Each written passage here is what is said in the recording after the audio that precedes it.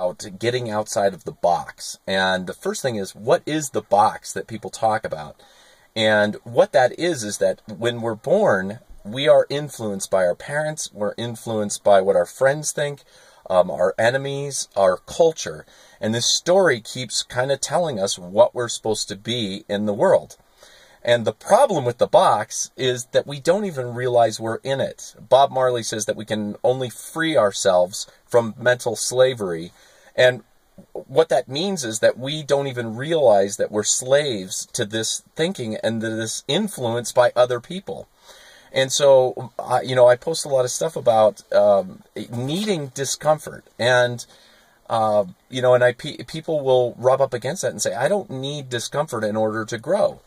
And the truth is yes, there is growth, even if you're within the box, because you can be going to school and you're opening up your world a little bit by getting information from the world and kind of expanding your life. But, you can go into a philosophy class that is so full of depth about ways that the world is, but then what ends up happening is if you're inside of this box, you still make that philosophy class fit within your box.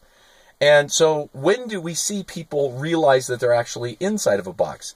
And most of the time, and this is what the Buddhists say, is that we need suffering in order to awaken. And what that means is that we need something, a catalyst that says, I've been inside of a box and I want to get outside. And oftentimes, you see things like divorce, and it has people look at their lives completely different than the way they looked at it. And all of a sudden, they start doing things that scare them. They'll try stand-up comedy. They'll jump out of airplanes.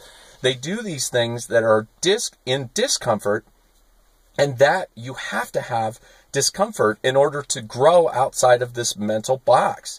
And so, that feels heavy. Oh my God, I don't want all this discomfort in your life.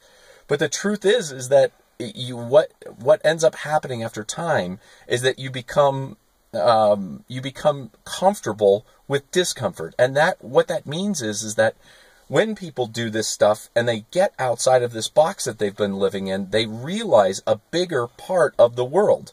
And truth starts to make sense in a bigger, broader scope.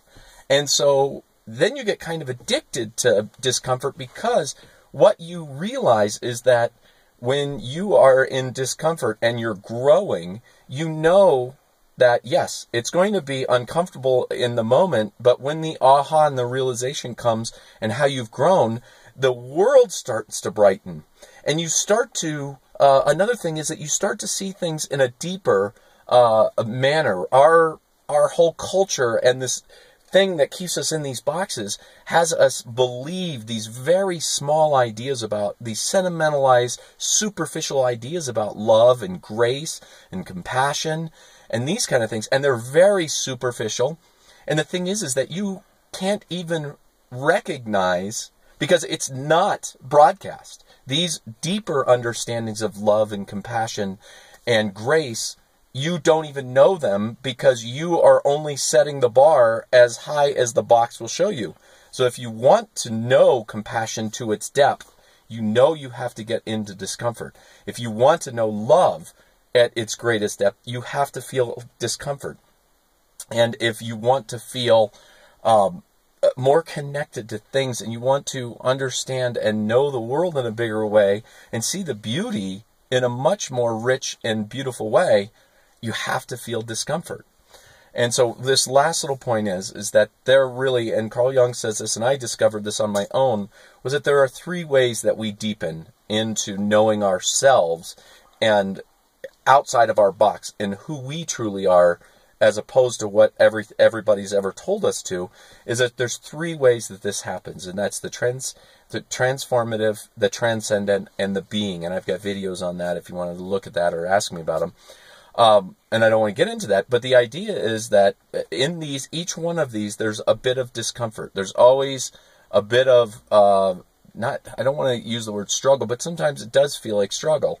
And then even the being sense, which is basically that when we make an intention to change and enrich and deepen and alchemize, some of the work we don't do. In fact, we can pray that if we can't forgive somebody, that it's too big for us, then we can pray that God will do it for us. And these things will happen. We can wake up and know that something big happened. But even when this happens, you will feel some kind of discomfort. The way that I recognize this for myself is that I feel like I've grown new skin. And so I literally feel like I have to get used to, there's like a little time period that I've got to go through to get used to my new skin and how it shows up and it operates within this world.